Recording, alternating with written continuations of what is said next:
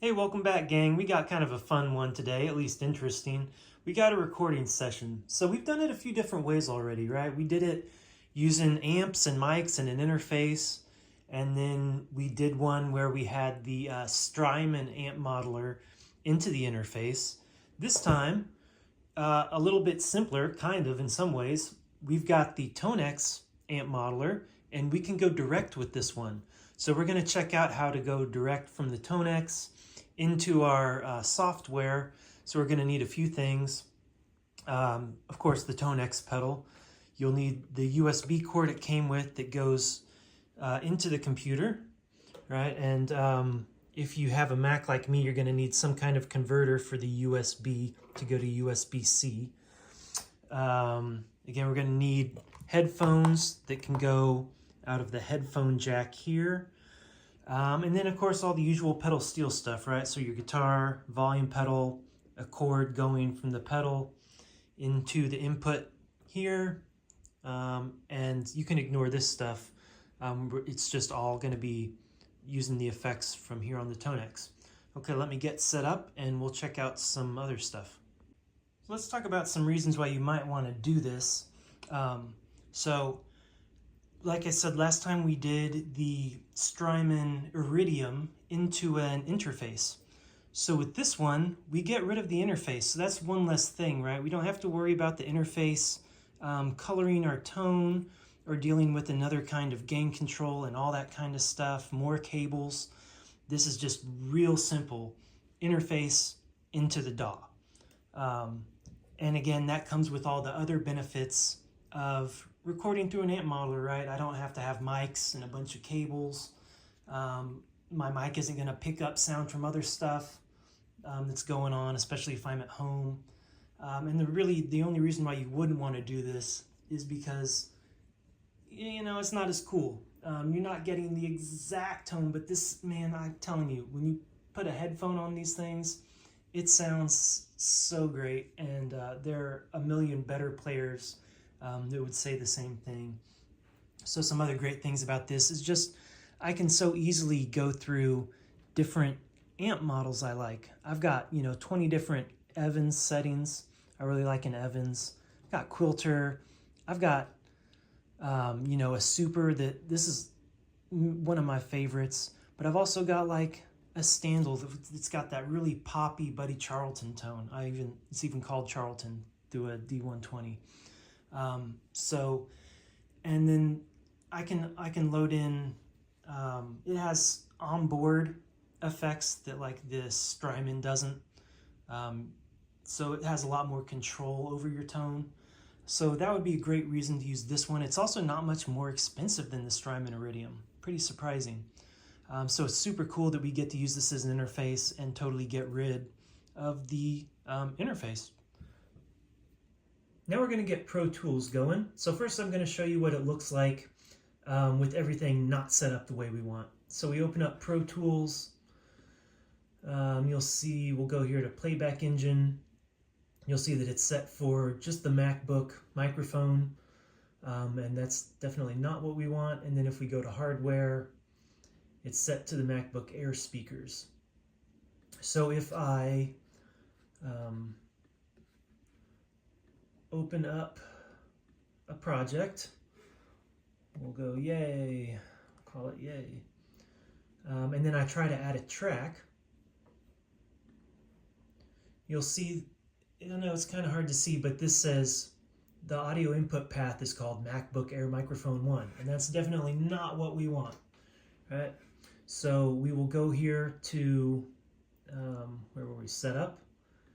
We're going to change the playback engine to Tonex, right? And again, it's just connected the USB that came with it into a converter and directly into the computer. Nothing too crazy. So we're going to change that, and then it's going to tell me that I have to close everything out and open back up. And then while we're there, we'll go ahead and go to Hardware. And here again, we're going to select Tonex.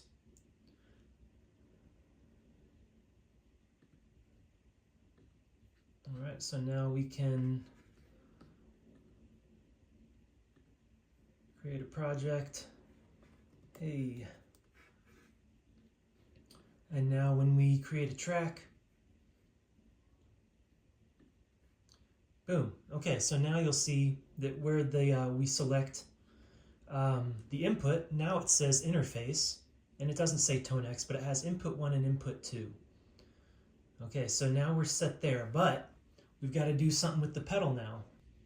Okay, now the Tonex pedal has two settings. It has a live setting and a setting as the audio interface. So first we need to select it as interface. I'm going to hold down the top left button to put it in setup mode. We're going to scroll over to global, hit enter, scroll over to general, hit enter, scroll over to, is it user mode? Operational.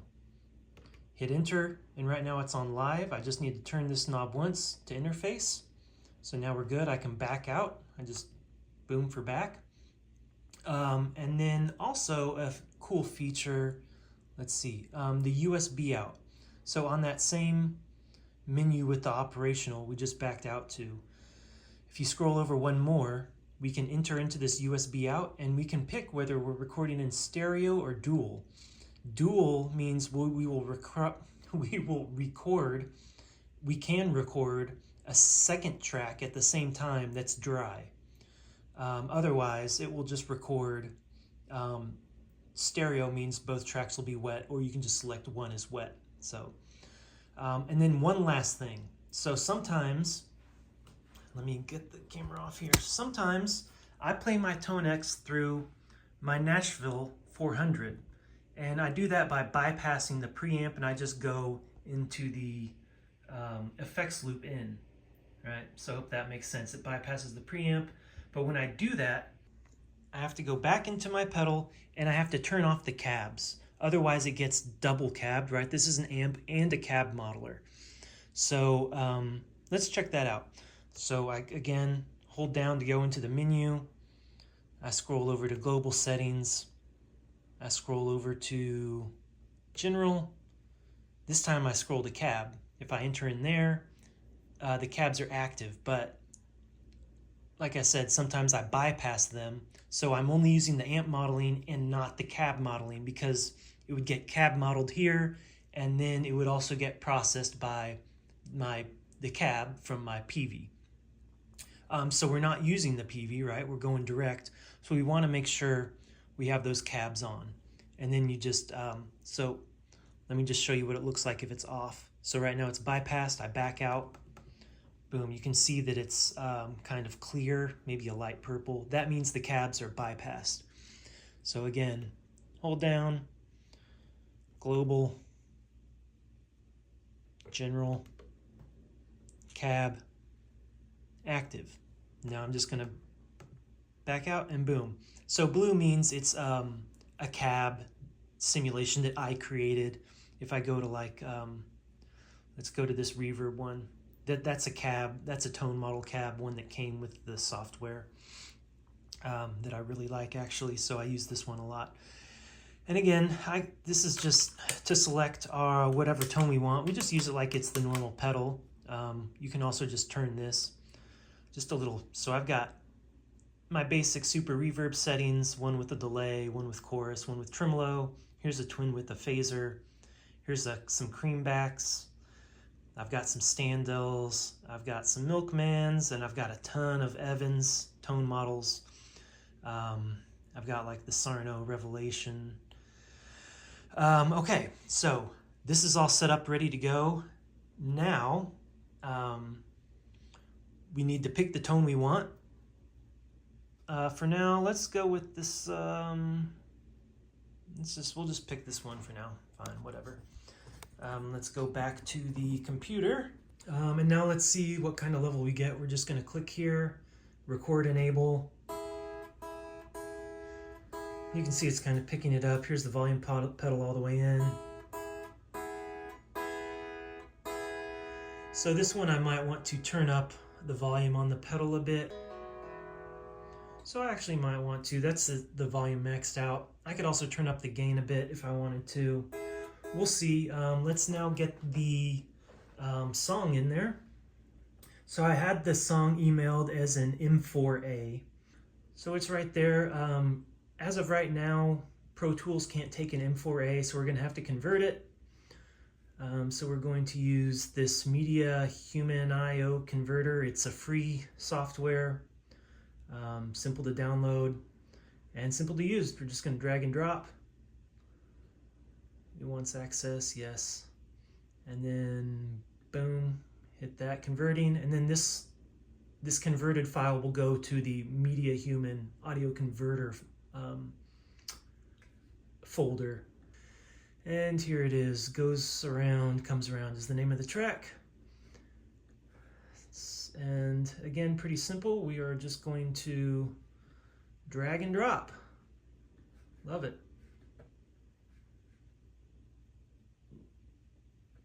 Boom.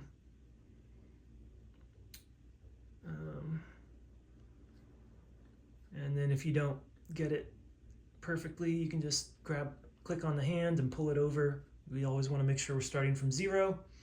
Okay, next thing to check is make sure we're hearing everything. So let's start playing it.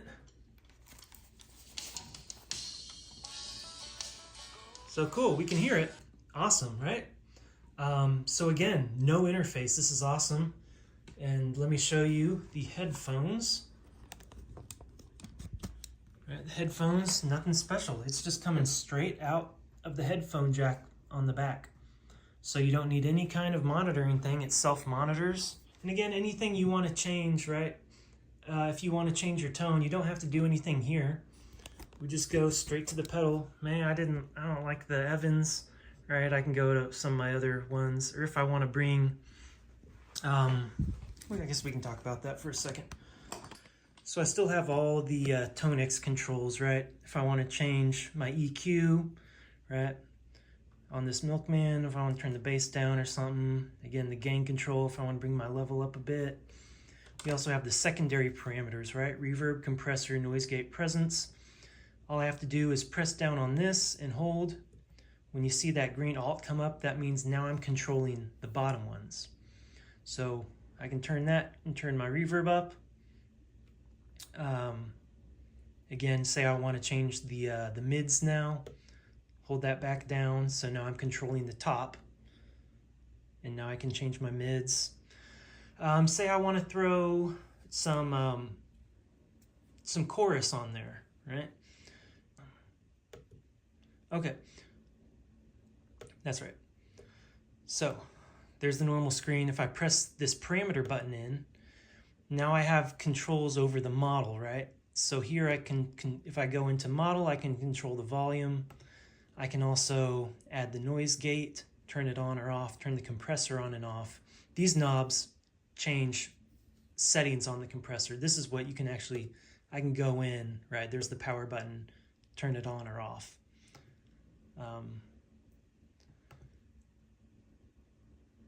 And here's the modulation settings. I can go in and turn it on, pick what I want. There's chorus, tremolo, phaser, flanger, rotary. So this also has a bunch of cool effects in it. If you don't like the effects on here, then you would need to run them before the pedal, right? So the way I have this board set up is that the reverb and delay pedals I have are kind of like in a effects loop, right? It gets processed by the amp and cab modeling, and then goes into a reverb and delay, and then out to a speaker, whether it be a full range speaker or into another cab, like the PV, and then you would disable the cab here.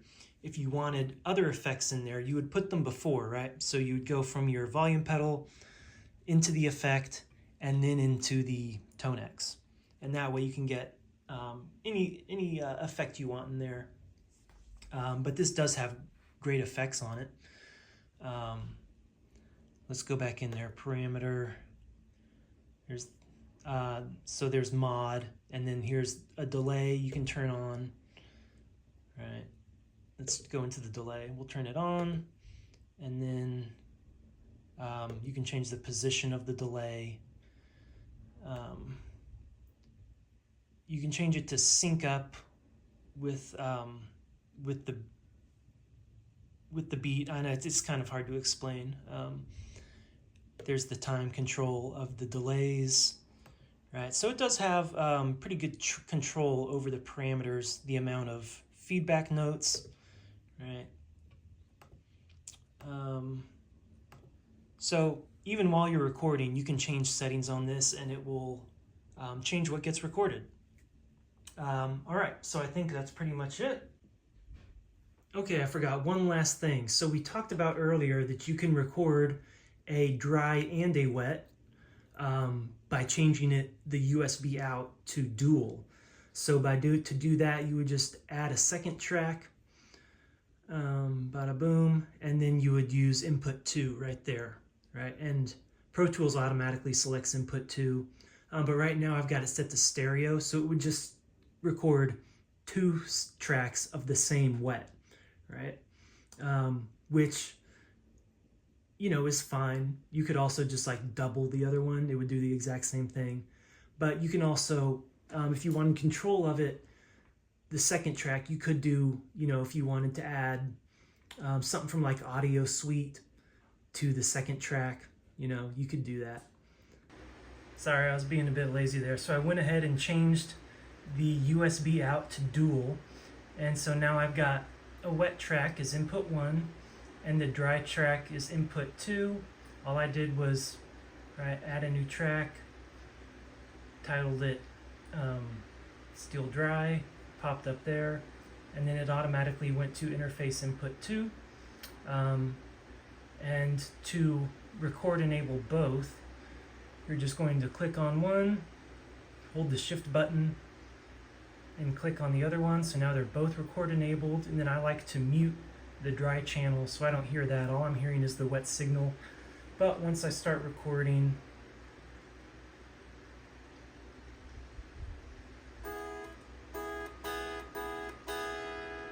you can see that it's recording both. And now I've got both that I can send to the producer, and he can add his own effects. And you can kind of see that my dry signal is actually a bit louder than my wet, so we'll probably do something to bring that up. Okay, so to bring that volume up quickly, we have this overall volume control. It probably isn't going to do that much. We can click into parameter, model, click into model, and the first thing that pops up is model volume. So click in, and then we can raise the model volume there. We can, of course, also just turn the gain up with our gain control. All right, so those are the 3 ways we would bring the gain up, bring the volume up for that channel. All right, we got her done. You can see we got the wet track and then the dry track, and then I recorded just another wet track, backup fills, that kind of stuff, just to be nice. Let's take a listen to the wet track.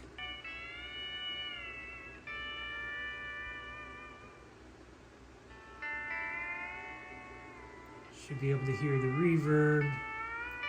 Just a real modern sound. I ended up going with the quilter. Alright, there's the, let's listen to the dry.